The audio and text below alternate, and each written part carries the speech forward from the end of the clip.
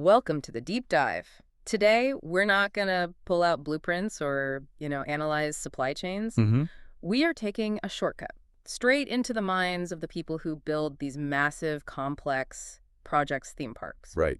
And our source for this is it's a really powerful one. It's excerpts from Project Management for Theme Parks. Okay. This is the first book in the author's theme park series, and it's available on Amazon. The author is a man named Val Usle. And Val's key insight here, the thing we're really digging into, is that this kind of project management, hmm it isn't really about the paperwork. No, It's about culture. It's about learning how to act. exactly. It's an interesting story of where he learned that.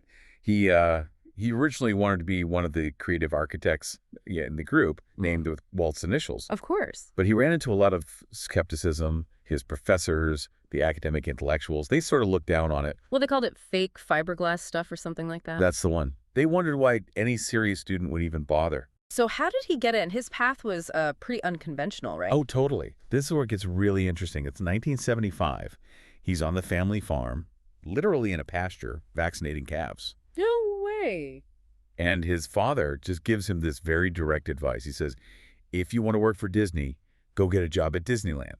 Simple as that. Just like that. Yeah. So Val, he goes and gets a job driving the Mark III monorail for Retlaw. Walter spelled backward. That's it. For $2.43 an hour. Yeah. But his goal wasn't just, working attractions. Right. He needed to build a record. A perfect work record. He knew he had to prove he was reliable so that when he graduated, he could transfer into the creative group. So he understood from the very beginning that behavior and commitment were the real currency, not just grades or portfolio. That philosophy really got cemented for him when he moved into development on Tokyo Disneyland under a man named Frank Stanek. The overall project manager. Yes. And Frank had this unique philosophy. He taught his team how to act, not what to do. Okay, wait a minute. How does a sink or swim approach not just lead to total chaos on a project that big? That sounds risky. Well, see, that's the critical part. He didn't just abandon them. He made sure they were surrounded by experienced deputies. Ah, okay. A safety net. A human safety net.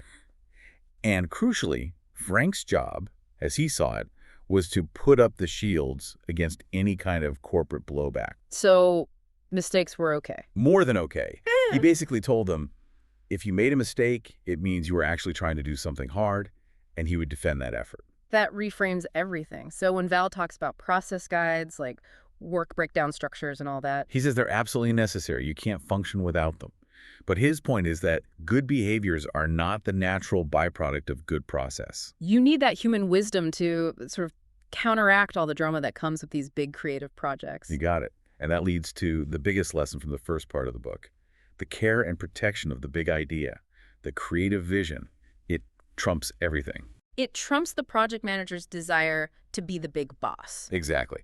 The PM's real job is to serve the artist and that vision. So when you boil it all down, what does this mean? Project management in this world isn't a person. It's, what did he call it? Human glue. The human glue, holding the team together around the artist and the big idea. Right. And the measure of success isn't just, did we hit the budget? Because anyone can just cut corners to hit a number. Anyone can do that.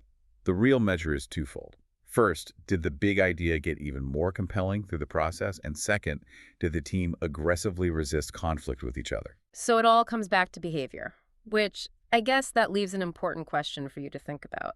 If Val's success was built on leaders like Frank Stanek, who tolerated mistakes to encourage people to try, what is one non-catastrophic mistake you can intentionally tolerate this week to foster that same kind of initiative in your own team?